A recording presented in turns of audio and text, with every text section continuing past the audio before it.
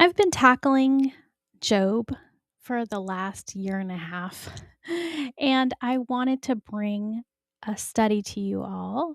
And again, I study a lot, but I'm sure that you guys have also run into the same situation in regards to Job if you have read the book of Jasher. So, my question today is: was Job of the book of Job the same as the Job in the book of Jasher? Some people argue that, of course, Job was always righteous and therefore could not be the same Job as mentioned in the book of Jasher. After all, that Job gave a horrible idea to Pharaoh that he should kill all the Hebrew newborns. These same people argue that the two Jobs, the one in the book of Job and the one in the book of Jasher, lived during different years. Well, that sounds plausible, but my studies took me elsewhere, and I want to bring you along with me. And for this, you will need your Bible in the book of Jasher. And if you have the Jubilees, I think I mentioned that a couple of times. If you haven't read all the accounts of Job, I encourage you to do this, as I will not be running through all the scriptures in regards to him, but just pointing out some key pieces of information that I have gathered. And I will say that I have been working on this topic off and on for over a year at least. But this week, I finally found all the puzzle pieces that I've been searching for. My husband will verify that this has perplexed me for quite a while, and there were points where I had to put it down, and then I just decided to pick it back up because I might have gotten a new piece of information along the road. So today's topic, will it be vital for our walk? Perhaps not, but it does iron out some wrinkles that people might have with Job's character, especially when trying to connect it with the Job of the book of Jasher. So let's take a moment to talk about the etymology of the name of Job. So you'll notice that the name in Genesis 46:13 is Job. But if you look at Strong's 3102, you will see that it is Yob or Yobab or even Yashob. Okay. I want you to trek on over to 1 Chronicles 7:1, where it's speaking about the same Job mentioned in Genesis 46:13. And if you look at the interlinear on that verse, you'll get two versions of the name, Yashib and Yashub. In this case, the name is Strong's 3437, but this is mentioning the same Job, Issachar's son. And in Numbers 26:24, you will see that Job is Jashub. Again, J is silent. Usually it's a Y sound, Yob or Yashub, of the Jashubite clan. In the LXX, Job or Jashub, also in the Greek Septuagint, alleges that Job's name was changed from Jobab or Yobab to Job. Another Jobab in Scripture is Jobab, the son of Zerah. And we'll look at him in just a little bit, but his name is Strong's 3103, Yobab, which is the same as the root 3102. So all of these gentlemen have the same name and root. It just might sound a little bit different, but I wanted to look at that because I've had some people say, well, they can't be the same Job because their names are different. They come up with a different Strong's Concordance. Well, they all have the same root, okay? All right, so I looked at Smith's Bible Dictionary, and I'm going to read this to you. It says, Job means persecuted. Job, the third son of Issachar in Genesis 46:13, called in another genealogy Yashub, 1 Chronicles 7:1. Those are both that we already discussed.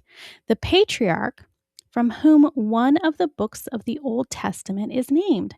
His residence in the land of Uz marks him as belonging to a branch of the Armenian race, which had settled in the lower part of Mesopotamia, probably to the south or southeast of Palestine in Idumean Arabia, adjacent to the Sabaeans and Chaldeans. The opinions of Job and his friends are thus peculiarly interesting as exhibiting an aspect of the patriarchal religion outside the family of Abraham, and as yet uninfluenced by the legislation of Moses. So, this is stating that he lived outside of the area where the Hebrew Israelites lived. The form of worship belongs essentially to the early patriarchal type, with little of ceremonial ritual without a separate priesthood. It is thoroughly domestic in form and spirit. Job is represented as a chieftain of immense wealth and high rank, blameless in all the relations of life. What we know of his history is given in the book that bears his name. Okay, so now we're going to talk about men by the name of Job. We are trying to, I'm bringing you on my trek, trying to figure out if these two Jobs were connected in any way. So let's begin, by the men named Job. According to Genesis 10:25, we hear Yoktan, son of Eber, had a son named Job. This Job lives way too early to be in the same era as Eliphaz and others mentioned in the book of Job. So we are going to put this particular Job out of the running for the identity of the Job that we are referencing. And I'll show you this in a little bit more detail as we move along. So here's that first Job mentioned as the son of Yoktan or Joktan. Right here, Joktan goes from Shem, right? Eber's son Joktan had a son named Jobab. Okay. From my calculations, he lived in the 1500 to 1600s after Adam. Okay, so he didn't live too far after Adam, right? Son of Shem, right? Noah, Shem, Joktan, Jobab. But look, if we keep looking way down here, we don't even see Issachar. We don't see Reuel down here. We don't see them. That's because they haven't been born yet. So this Jobab is way, way far outside of the calculations that we need. So it was not this Jobab. So process of elimination, folks, is the time frame in which that Jobab lived. He could not have been the Job from the book of Job or the Job from the book of Jasher. In Genesis 36:33, we find another Jobab, son of Zerah, or Zare, different names, but Zara. So we have Esau, who has the son Reuel, and Reuel has Zara. Zara has Jobab, and you'll see here we'll talk about her in a little bit, the wife of Issachar. We'll get to her in a little bit. Okay, so this is just from Bible Hub. It says Jobab, the son of Zerah, king of Edom, Genesis 36:33 through 34, and 1 Chronicles 1:44 through 45. When Bela died, Jobab, son of Zerah, from Bozrah, reigned in his place. Genesis. Okay. Edomite king ruled long before any Israelite monarchy, underscoring Esau's rapid national development. Jobab's capital was Bozrah, lay southeast of the Dead Sea, later a prophetic focus for divine judgment. His reign ended, and Husham succeeded him, illustrating the transient glory of kingdoms outside the covenant line. Okay, long story short, we're talking about this Jobab, son of Zara, right? That's Genesis 36:33. So, many of us know the name of Reuel. We're familiar with that name. We also might know him as Jethro, right? Moses' father-in-law. But did you know that he also went by Hobab or Yobab or Job? Judges 4:11 states that now Heber the Kenite had separated from the Kenites the descendants of Hobab, the father-in-law of Moses, and had pitched his tent as far away as the oak in Zananim, which is near Kadesh. Okay, so this just referred to Reuel, who we know as Jethro, is also Jobab, or Hobab in this case. Okay, and Hobab, I looked that name up, and that is Strong's 2246, means cherished, the son of Reuel, the Midianite father-in-law of Moses, also known as Jethro, the brother-in-law of Moses. Okay, so here, this is talking about the son of Reuel. So now we have Zara, or Zerah, is also known by the name of Jobab.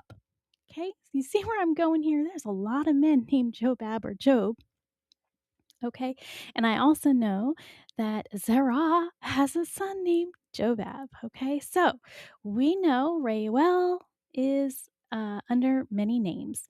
According to some Jewish documents that I found, one I tend to go to if you haven't gone there.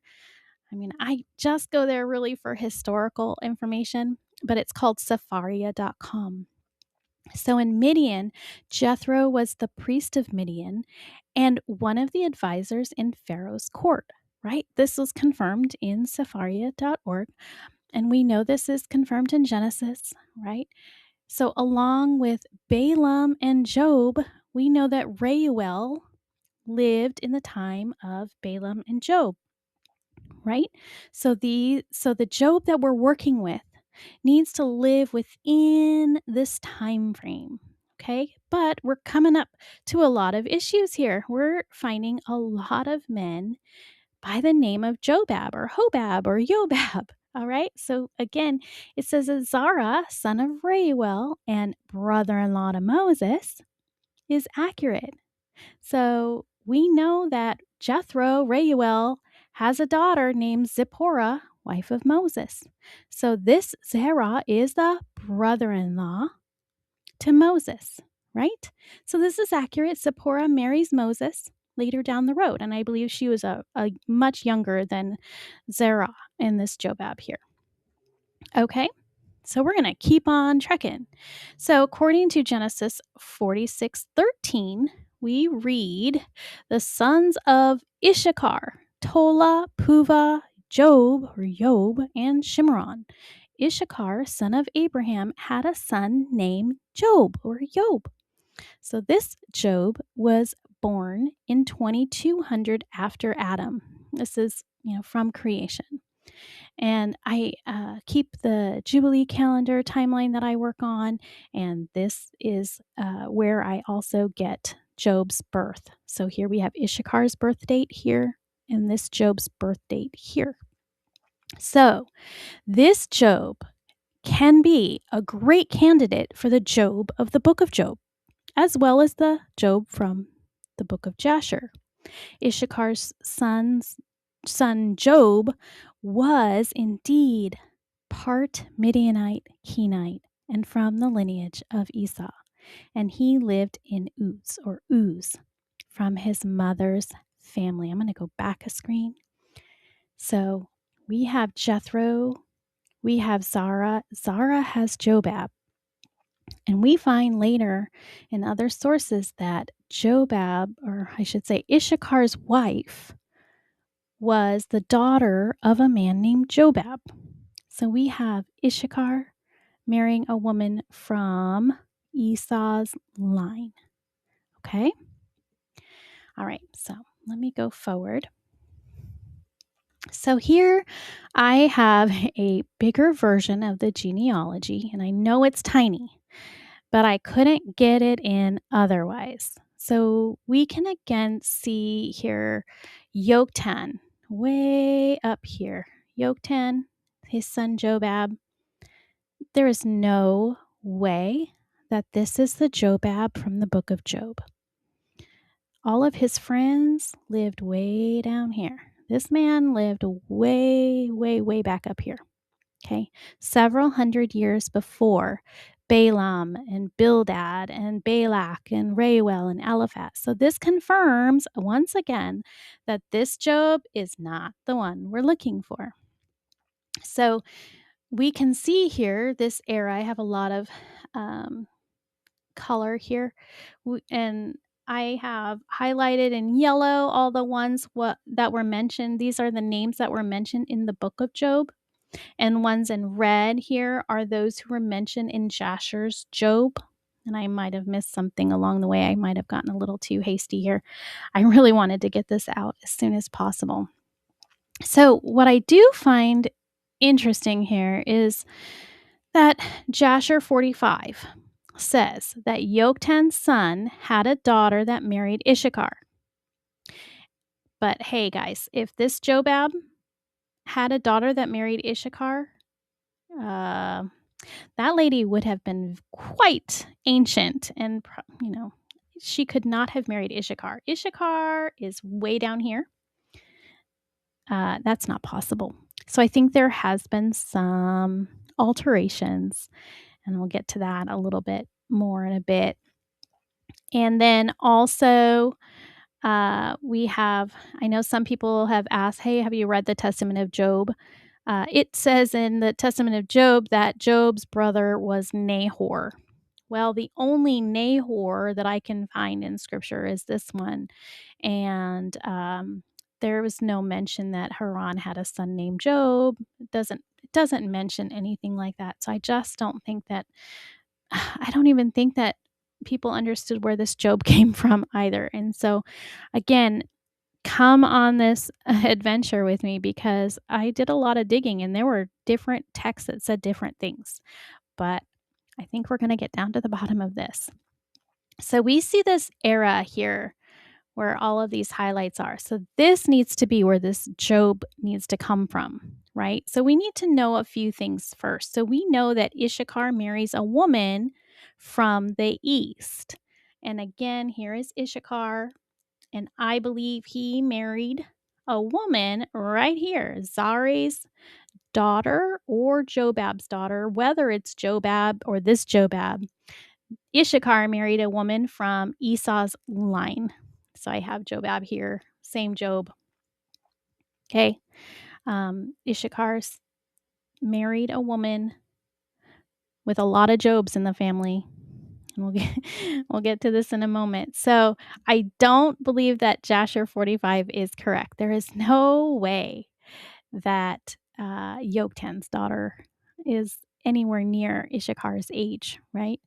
So some of you might also be interested, again, in the Testament of Job, but although it sounds like a good one, I don't put a lot of my eggs in the basket for that book. I'm not saying it's wrong. I'm not sure what to think of it. I haven't studied that out as much. I just don't know if I think that that is a viable book. But again, if you believe it's true, then great. But again, there is no mention of Nahor anywhere else, and I don't believe that information is correct. So just like I don't believe Jasher 45 is correct and has been altered, I believe that could be altered in the Testament of Job as well. So the again, we're looking for contemporaries around all of these people. So we need a Job within this time frame. Okay, let me move on. Oh, you know what? Let me go back and point out some other things real quick. So we need to also take into consideration a few other things. I should have looked at this first. So we know that Jasher 58:25 through 26 and Genesis 36:33 says Jobab becomes king after Bela. So this Jobab is the Jobab I believe becomes king after Bela. And a lot of sources say it's the same. It's the same person. Bela and Balak are the same. And now I have Beor, Balaam of Beor, Bela or Balak of Beor. I've seen Zippor, Balak was son of Zippor. I've seen some very confusing things, but I believe that this is accurate. And this Jobab, I have a birth date because I also have a death year for him. This is where some of my most recent research came from, and this is what made me want to share this real soon because I just got this week after years of searching for this. Jasher 58:25 through 26 states Jobab becomes king after Bela or Balak, but it also says in verse 29 that he died 10 years later. So if I know the date of his death, I can figure out more information. So I know that this particular Jobab died in 2232. And again, this is because I keep tabs on the Jubilee calendar timeline and I plug things in from the canon and from Jasher, from other biblical sources. That's where I'm getting a lot of my dates here that I have for birth dates and everything. So I know that this Jobab died in 2232.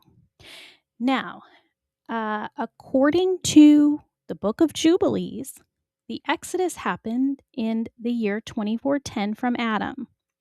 So this Jobab dying in 2232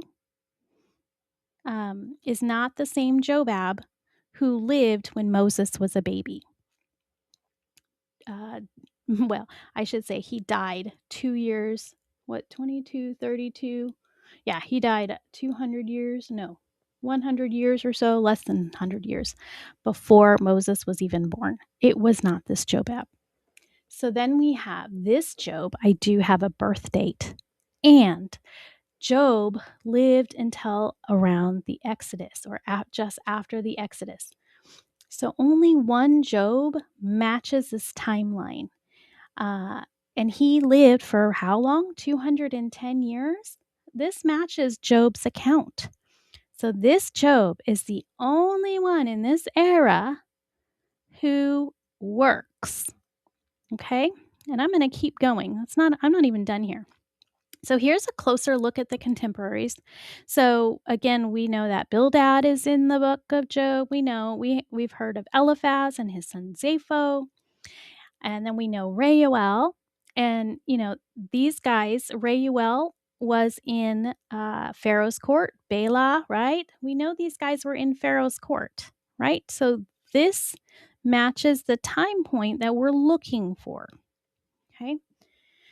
Okay, so here is what I found when I looked up Issachar's information on Wikipedia, of course. It says in classical rabbinical literature, it is stated that Issachar was born the 4th of Av and lived 122 years. According to the Midrashic book of Jasher, Issachar married Arida, the younger daughter of Jobab, the son of Yoktan. Okay, so we all know that that is not correct. So while I do believe that some of it might be correct, we know how long Issachar lived. Did he marry a woman named Arida? Could have been his wife's name, right? So when I looked up this information, and it says that he was married to Arida, I'm like, okay, it's possible his wife was named Arida, but we know it's impossible to be Yoktan's daughter, right? And although I like Jasher a lot, we all know that there are inconsistencies in a lot of documents. And this, I feel, was imported information, right? It doesn't jive. Again, I looked at Jubilees 34:20 and gives a different name for Issachar's wife, and it's Hezekiah.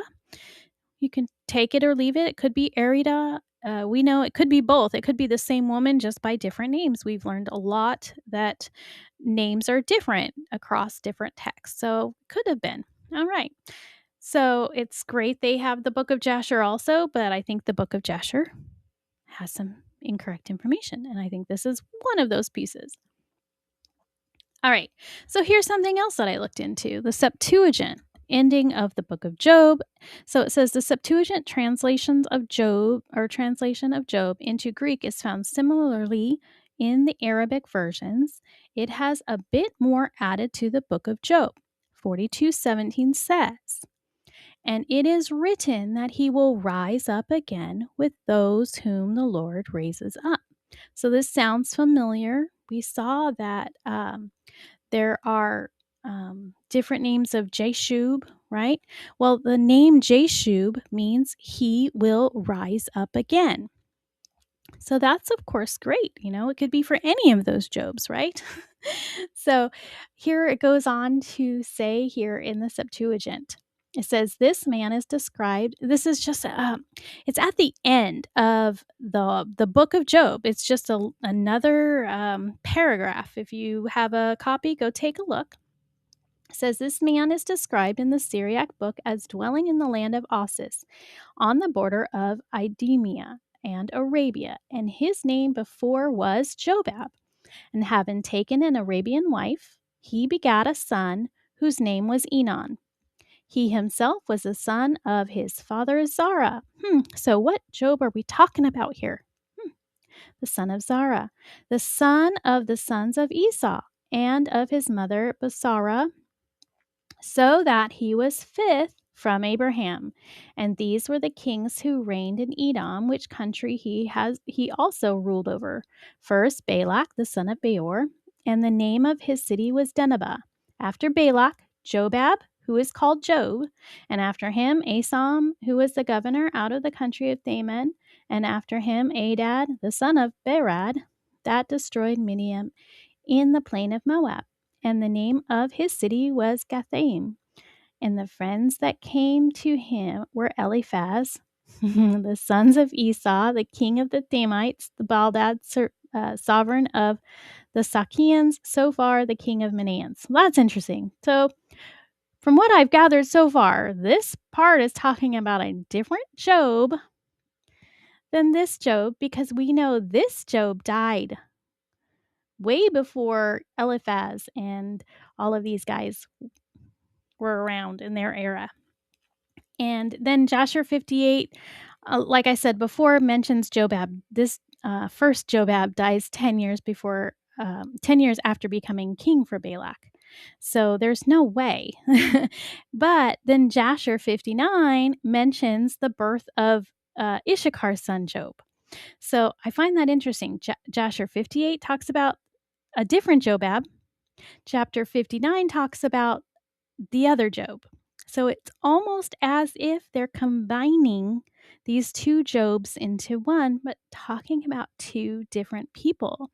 And again, this is just an additional paragraph that was added on to the book of Job at the end. And I don't know if you guys have that same version, but I've looked at multiple ones and that's what I found. Okay, so now we are going to look at Job's land, the land of Uz or Uz. So I researched the land of Uz or Uz and also the land of Aram. Now, Aram is named after Shem's son Aram. And I found some Jewish and Islamic history on these places. And according to Islamic prophet Hud, a prophet of ancient Arabia, who is believed to be by Muslim scholars to have been a descendant of Aram, Hud is said to have preached in Ad or in Arabia, according to their sources. So he is an ancestor. Ad is considered to have been the son of Uz, one of Aram's sons. Now, according to Safaria.org, Job 1:1 states that Job was from the land of Uz, which is the same area as the land of Aram. Jasher 66:15 says Job is from Aram Naharim or Aram. Then we have Jobab ben Zerah, the other Job, king of Edom, according to Genesis 36:33 and 1 Chronicles 1:44. So we know that this is a different Job than this one, but guess what? It's all the same land. Uz, Aram, Naharim, and Edom are all synonymously known as the same place. Okay, so the Job ben Zerah lived there, he resided there, and the Job that we know from the book of Job and Jasher lived in this area. And this is the land of the east where Issachar found a wife. So Job and his family stayed in that area, and the other Job lived there as well. So this is the land of the east. So here again, one more time, this is how I see the family line. Again, you're welcome to take a screenshot, look into this a little bit more, but let's take a look at Issachar's sons. So we see the genealogy here. Issachar has a son named Job. This is his third son. And Job, as we know, became a father of many children after his ordeal. And his family was known as the Jashubites. Okay, so we saw that term at the beginning when we were looking at the name meanings of the names. Jashubites came up. All right, so let's take a look at Job's reputation. In Jasher 66:15, we see that an officer, one of the king's counselors, whose name was Job, from Aram Naharim in the land of Uz, answered the king, saying, ... So we have two of those places, Aram Naharim, as well as Uz, all together, right? And we know that Job was well respected as an elder, and by this time in Pharaoh's court, he was 97 years old. According to Jubilees and Jasher, I can place his age at 2132 after Adam. And because Job was the son of Issachar and a woman from the east, he was not necessarily identified as a Hebrew Israelite. It seems he was living in Uz rather than with his family in Egypt. So Pharaoh didn't have to worry about a connection because he chose to live elsewhere. Okay. All right. So I also have a couple of other bits and pieces that helped me to solve all of this. In Job 15:9-10, Eliphaz tells Job this statement: "What do you know that we do not know? What do you understand that is not clear to us? Both the gray-haired and the aged are among us, older than your father." So here we have Eliphaz mentioning Job's father, and he's indicating that he knows him, and he's mentioning that he is older than Job's father. So back at the genealogy and the hierarchy there, Eliphaz was much older than Job's father Issachar. He was not much older than Zara. So he was only slightly older than Zara. So we remember that Esau, if you know some of your history here, married a woman when he was about 40 years old. That's mentioned in Genesis 26:34. And he took 2 wives. Jacob didn't get married until he was about 70. And Esau's sons were older than Jacob's sons. So this is exactly what Eliphaz is talking about. He's older than Job's father, Issachar. So this is a huge piece of information here. So this scripture is supporting the genealogy and connecting this Job to Issachar's son. And then we have Job 1:8 says, "And Yahweh said to Satan, have you considered my servant Job, that there is none like him on earth, a perfect and upright man, one that fears Elohim and eschews evil?" So here is Yahweh saying, there is none like him on the earth. So the other Jobs who lived that we know of in Scripture lived during Abraham's time, Jacob's time. This is the only Job that's living during a time after Jacob's sons have died and before Moses. He's living in a time that there were no other faithful people. This is the only Job that fits this timing, Issachar's son, right? So those are a couple of big pieces of information.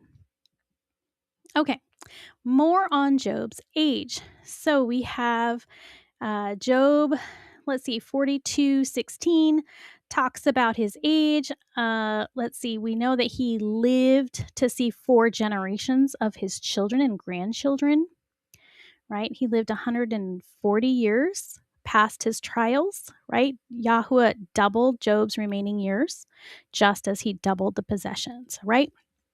So, according to Jubilees and the timeline that I have here, he lived from 2200 to 2410. Job was born to Issachar. Jubilees and Jasher verses here, Jubilees 44:15, Jasher 45:7, and 59:12. Job's account happened when he was 70, Jubilees 66:15, Jasher 45 and 46, and Job 1. Job meets Pharaoh at 97 years old.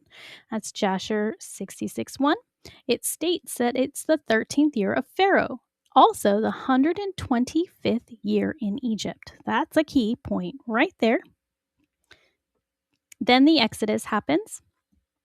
Jubilees 48:1 and 54 and Jasher 80. And then we know that Job dies somewhere around the 2410 after the Exodus has happened. All right. So a lot of things are coming down here. We're trying to figure this out. We've got some information on Job, but was he always righteous? And I get the common questions and concerns here is how could a righteous man tell Pharaoh to have the midwives kill the Hebrew babies? And Pharaoh asked Job a second time about the children. Why did he not speak up? So we do know that Job was part Israelite. There are going to be a lot of Hebrew Israelites and half Hebrews going around right now, right? Abraham had many sons. Not all of Abraham's children married Israelites. We know that Issachar married a woman of the East, more specifically from Esau's line, Reuel's family. And the fact that Pharaoh had counselors that were from the lineage of Abraham, Isaac, and Jacob, it's not hard to believe that this Job was part of it. So I find it hard to believe that Job would have given his family a death sentence. Even he was part of Israel and he was a righteous man. So I do not believe that it was far from him to be able to defy Pharaoh with some keen discernment. I believe that Job knew fair well that the Hebrew midwives would not and could not kill those babies. Job offered a faux solution to Pharaoh, knowing these women would defy the rulings. Because of Job's reputation, Pharaoh knew that Job would give a righteous ruling, and he did. Don't you think that Yah spoke to Job about this? I do. Do you think that Yah stopped talking to Job after his ordeal from the book of Job? I don't. And although we're not privy to what Yahuwah told Job to do in this instance with Pharaoh, I believe he was doing what he was told to do. These babies were going to live because those midwives would not murder them. So remember the story about the midwives? They were blessed. They lied. They flat out lied to Pharaoh to save those babies. What do you think Job did? And then the second time around, Reuel told Pharaoh that he should not mess with those Israelites and that their Elohim was mighty. Don't you think Job knew that too? Absolutely. I think the second time around, Job kept mostly silent. He knew that Pharaoh would not listen to him the second time because the first time wasn't really effective. Job told Pharaoh that he wouldn't be able to convince him either way, that Pharaoh's verdict would have to be what rules and what is, the final decision. So Job was still righteous. So can a righteous person still sin? You betcha. Who else in scripture did something that seemed unethical or strange, but was still considered blessed? I know Abraham was told by Yahuwah to say that Sarah was his sister. Now, we don't know that Yahuwah told him, except for sources outside the canon. We know that Jacob lied to Isaac about saying that he was Esau. We know that some of Jacob's sons went and slaughtered the people of Shechem, but we don't find out unless you look at other sources, that they were told by Elohim to go and do that. And yes, Jacob was upset, but yet Elohim told them to do that. And again, we have the midwives who lied to Pharaoh. We also have someone like Rahab who lied about the whereabouts of those men who came to her home. So these were people who did things a little differently, but they were called blessed. Does it mean that they were right in all occasions? Surely not, right? We are all susceptible to sin, right?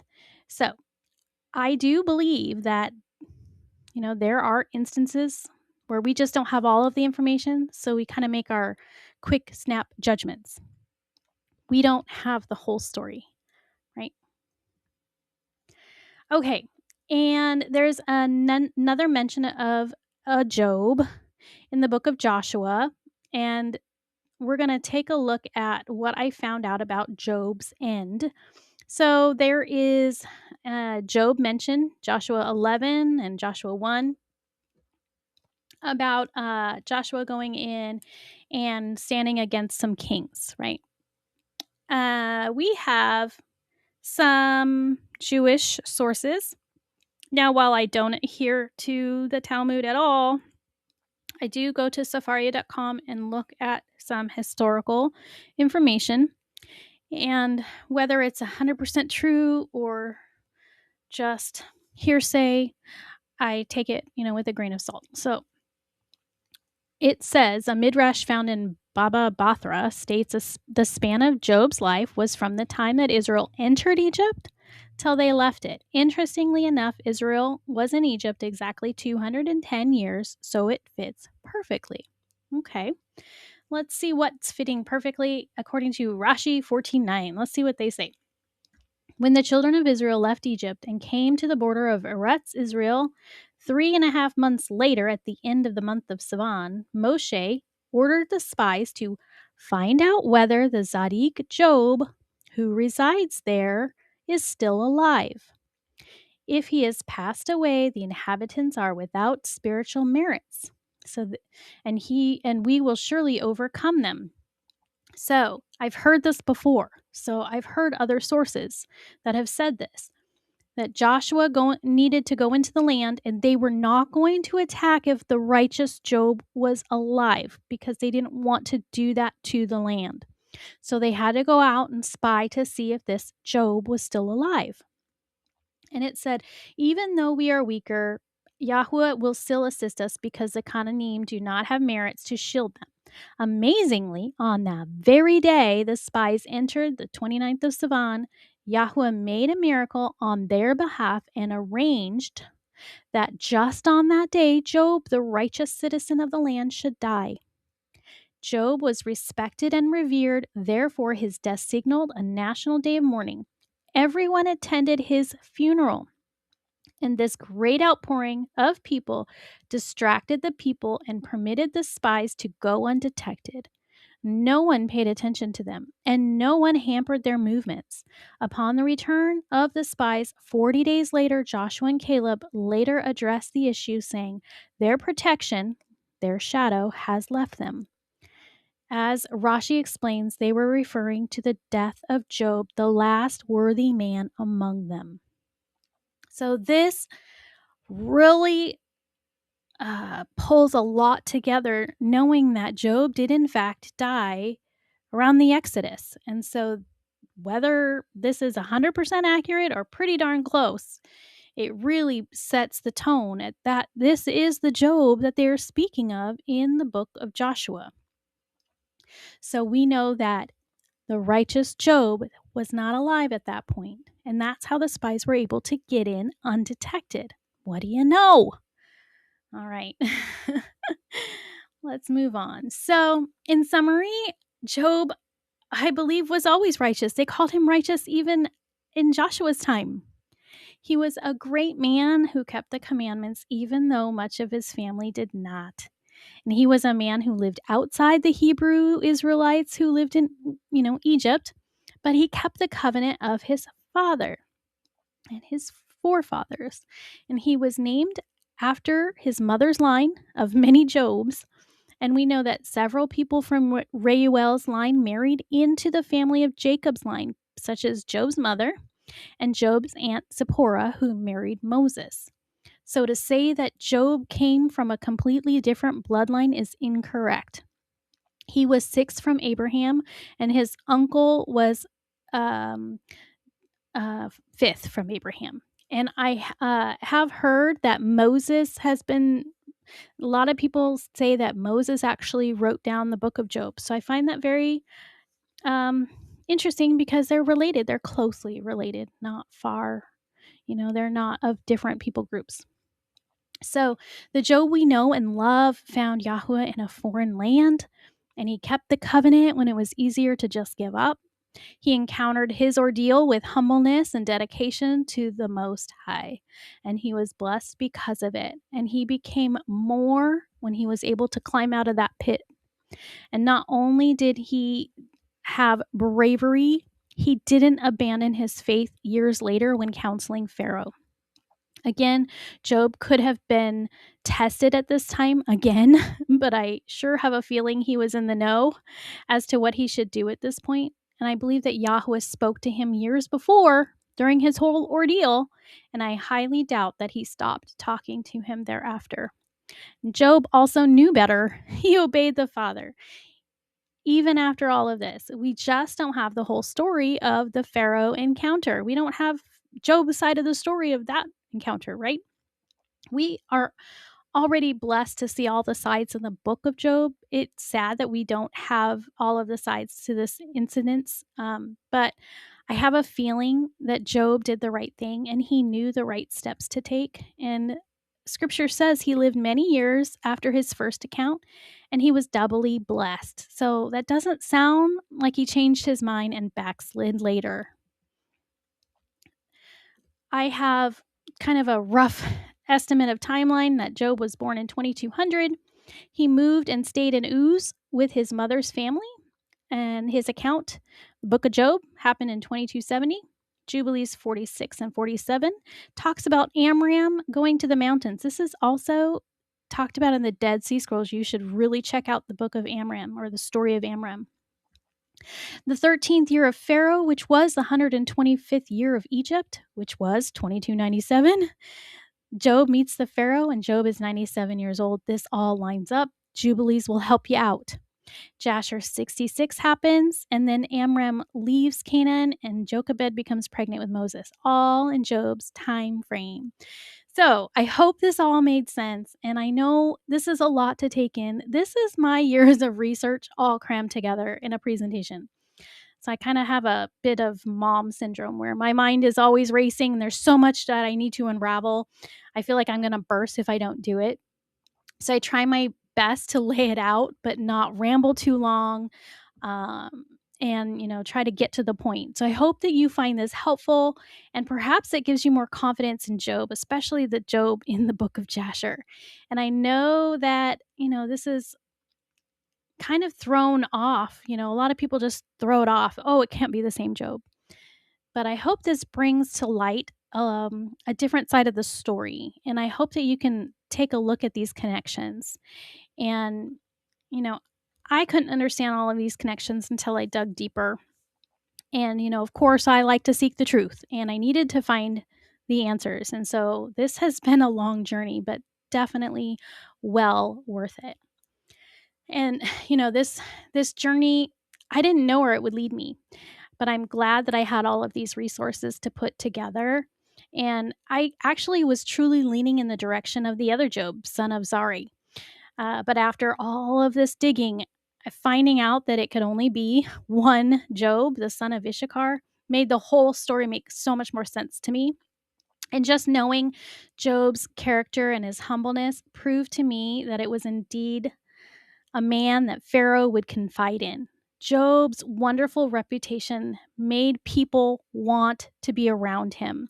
And I hope that we can all learn from him and his faithfulness, even